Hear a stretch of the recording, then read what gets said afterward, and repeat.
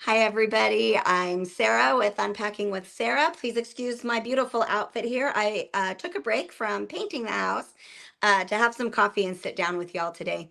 I'm really excited about today's topic. This topic blew my mind the first time that I learned it in college, and it's also changed my life. And so we're going to be talking a lot about vocabulary words over the next three sessions, and I'm really excited to be here with you for that.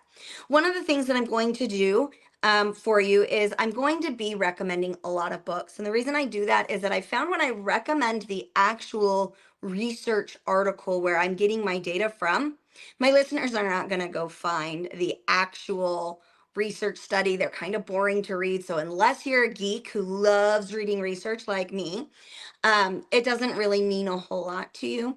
But I am going to take things like this. So, this is Brene Brown's book, Atlas of the Heart. It is amazing. It talks about emotions, it gives you lots of vocabulary, it gives you a lot of data about what certain emotions feel like. And we're talking about the physiological sensations, we're talking about the narratives that we tell ourselves about emotions.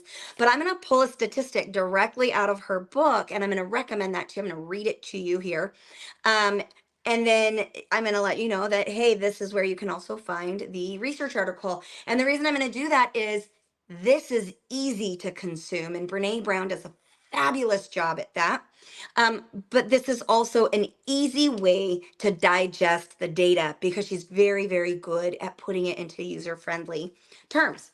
So, as I open up this book, Atlas of the Heart by Brene Brown, we are going to first go to page Roman noodles XXI, which means um, 21. And what we're going to be talking about, I'm going to set this right here in front of me. What we're going to be talking about is that in the research, I dropped my bookmark, so I'm going to hold it. Ooh. In the research, when people were polled about the emotional words, the vocabulary words that they use in their daily speech, the average, according to Brene Brown on page 21, the average number of emotions named across the surveys was three. And I believe that those emotions were sad, mad, and happy. So if you've watched my Mormonism show, sad, mad, and glad were the three emotions that were named in the study that most of us utilize to talk about our experiences. That made me very angry, I'm really sad, or I'm happy. We didn't really branch out. And the limits of language stop us from not only being able to communicate clearly with others, but also to be able to really experience our own emotions ourselves. Because I can't explain what's going on for me in my soul, in the depths of my human experience, if I don't have the vocabulary words to do so. Sorry, having my book on the computer screen is wiggling it. Let me move that so that way you guys don't get seasick by all the vibrations here. Um, I cannot verbalize it to others so that I can be understood, and I cannot verbalize it to myself so that I can be understood. And so it's really important for us to expand our emotional vocabulary. And this book by Brene Brown is really great. I think she talks about like 28 or 32 emotions. I'd have to go back and count them. She actually tells you how many she does here in the book. So grab it and read it. But one of the things that she quotes, so Brene Brown quotes Ludwig Wittgenstein. The limits of my language means the limits of my world. And then Brene Brown says, what does it mean if the vastness of human emotion and experience can only be expressed as mad, sad, or happy? What about shame, disappointment, wonder, awe, disgust, embarrassment, despair, contentment, boredom, anxiety, stress, love, overwhelm, surprise, and all of the other emotions and experiences that define what it is to be human? And so, one of the things that I'm working on right now that I'm hoping will be ready by the time we're done with session 4 is a list of core emotions and then a whole bunch of vocabulary words underneath. Now, you can find these things all over the internet. You don't have to wait for me. I absolutely love the artwork that I contracted out that's going into mine. So I'm going to save, I'm not going to show you somebody else's, I'm going to show you mine hopefully in the next 3 weeks. And what I really want my listeners to be able to do, or my viewers to be able to do, is to expand their emotional vocabulary.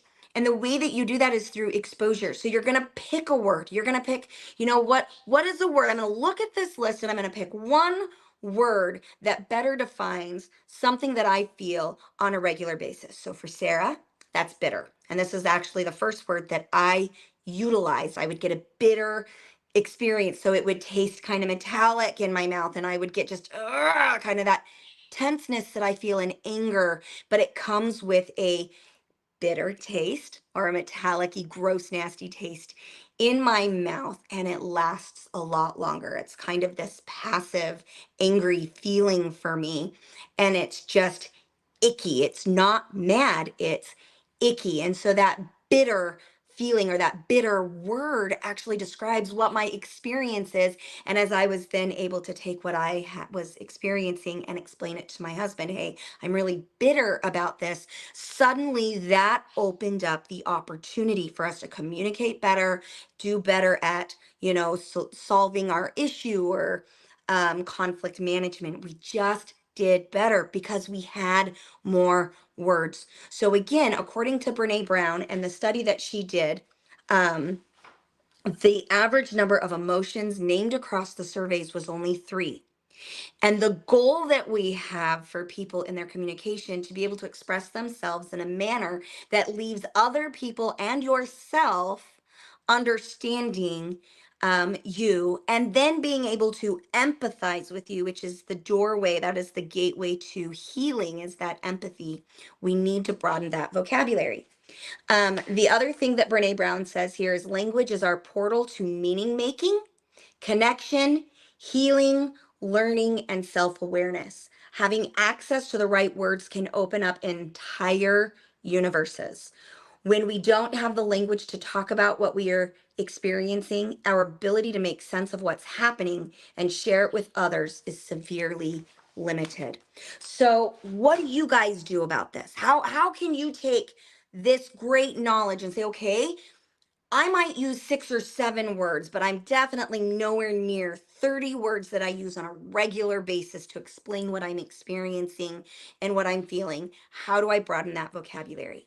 You get one of these lists, one that I'll be providing you here in the next few weeks, and you pick a word on it, and then you intentionally utilize it in your vocabulary. And I want you to do this 3 times a day, 5 times a week before you add another word. Remember, Sarah loves that 3-5-3-5 pattern. I call it my 15 pattern. Do it 3 times a day for 5 days. Before adding another word, and then use that one 3 times a day for 5 words without losing the other one. So now you're actually gonna be like 6 times a week, you're gonna use those 2 words 3 times by 5. Blah, blah, blah, blah. My words are getting all mixed up because I'm talking so fast. So yeah, I want you to add a word, utilize it at least 3 times a day for 5 days, add another word, use both words 3 times a day for 5 days, add a third word 3 times a day, 5 days, and then you can drop the first word and pick up a fourth one. So we want to keep that 3 to 5. I don't want you to then have 30 words you're trying to use every day, which is why you're going to start with emotions that you consistently feel throughout your day. As you utilize it and you're consciously thinking about it, eventually you train your brain to make this normal for you, and those words start to come easier. So again, introduce new words regularly in order to broaden your emotional vocabulary. Keep it simple, stupid. We don't have to do this like crazy 30 words at a time. And as you do that, what you're actually doing is what we call exposure therapy. You are exposing yourself to new experiences by utilizing different vocabulary words.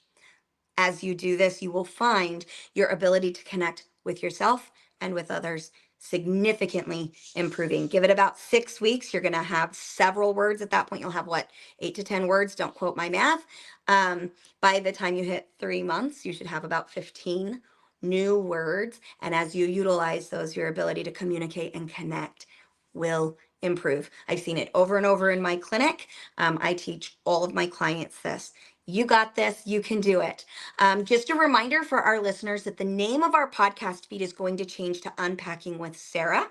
And so for those of you who are listening to this on podcasts, so Spotify or Apple Podcasts or wherever you're getting your podcasts, the name of the feed is going to go from Unpacking Mormonism to Unpacking with Sarah. And we're doing that so that way we can broaden our audience and be a lot more inclusive. Our Unpacking Mormonism show is about kind of like peeling back the veil of some of these high demand religions and fundamental religions. And our Unpacking with Sarah is focused entirely on mental health. And then our Raising Crazy episodes that will be getting started here soon as well are completely focused on showing up differently as you're raising your children and interacting with the world because you've grown up.